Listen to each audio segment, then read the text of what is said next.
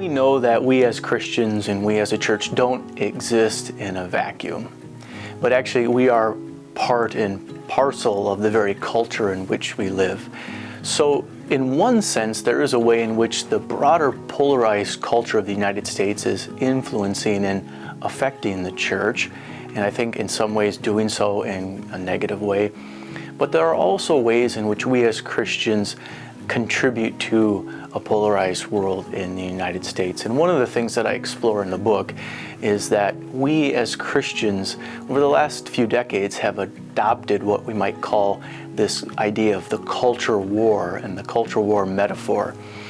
And what I think, and what I argue in the book is that rather than kind of allowing ourselves in some cases to be kind of informed by the gospel and by the example that Jesus gives to us, we've allowed the imagery of war and destruction and having enemies to kind of influence our understanding of how we live our lives as Christians. So what that means at a very basic level is that when we engage in evangelization, we engage in mission, rather than seeing the other who we encounter as somebody who we might be able to speak to and talk to, we see them as our enemy.